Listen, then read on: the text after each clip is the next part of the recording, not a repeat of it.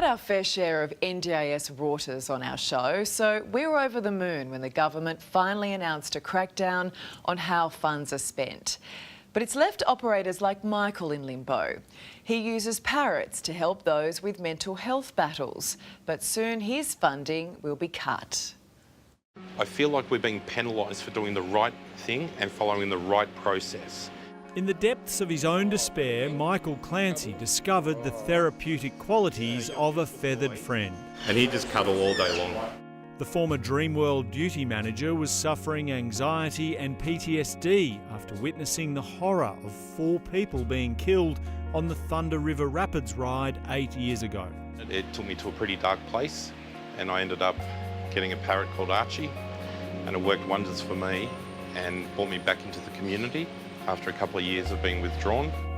It inspired him to create Parrots for Purpose, a registered charity that aims to change lives one bird at a time.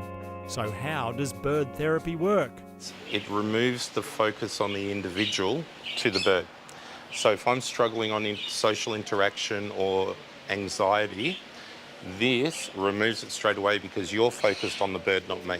Any pet can make you feel loved, but Michael claims birds are different. A dog or a cat can't sit on your shoulder and talk to you. The birds do. It's a proximity thing. So it's a connection. His Gold Coast premises are flooded every day with people wanting the connection of bird life, like mother of 2, Tiana. And Parrots for Purpose have just been our home away from home. So in such a stressful period of our lives, it's a good escape not only for myself but my children. 9-year-old daughter Malaya loves the experience and now has her own bird, Bo. He leans back and gives kisses. He says, "Hello, people," and gives you kisses. "Hello, people." Skittles is like, "Hi." Hi, Skittles. Skittles is a bit of a performer whose antics bring a smile to anyone in the room. Brian is one of the volunteers here who became a believer after seeing the benefits the birds brought to his teenage daughter battling depression. What sort of positive impacts have the birds had for your daughter? Well, they're calming, and they're not dealing with another adult, they're not dealing with a professional medical person. They're dealing at a very comfortable level that just relaxes them. But the benefit being provided to the community is now under threat thanks to bureaucracy at the NDIS. NDIS is designed by definition to assist people that are struggling to reintegrate into the community. Everything we do here adheres to that.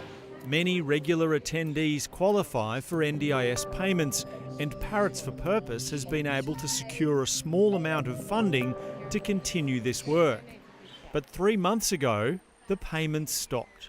Now that we're owed over $5,000, we've been told it doesn't align with what they believe the NDIS should pay. I don't agree with that. The NDIS has launched a fraud crackdown on its $44 billion per year budget. In the past 2 years, $1 billion of transactions have been investigated, including the tiny amounts paid to Parrots for Purpose. The amount of government money needed here is chicken feed, really. $45,000 per year is all Parrots for Purpose is banking on to help 19 people in need. We get no explanation of where we don't meet their criteria, and when asked for that, they don't provide that. We can't talk to them directly, it's all via email. Michael claims he's tried to be as open and transparent as possible, providing all requested paperwork. He believes those who intentionally game the system end up better off. We all know people are rorting the system. I have built a charity and a service that does not do that, and I feel like we're being penalised for that. He's willing to take his battle for fairness all the way to the Minister's office if needed. I won't let this rest because it's not about me, it's not about Parrots for Purpose, it's about the participants. And they deserve better than they're getting at the moment. A spokesperson for the NDIS said, "New rules are in place to bring the scheme back to its original intent, which is to fund evidence-based disability-related supports. People who find value in these activities may continue with them. However, the scheme was not designed to provide funds for them." Michael says he'll keep helping those who need it while they wait for a resolution. We're still seeing these people. In no world whatsoever will I say to these people, you can't come in because we're not getting paid. We won't do that.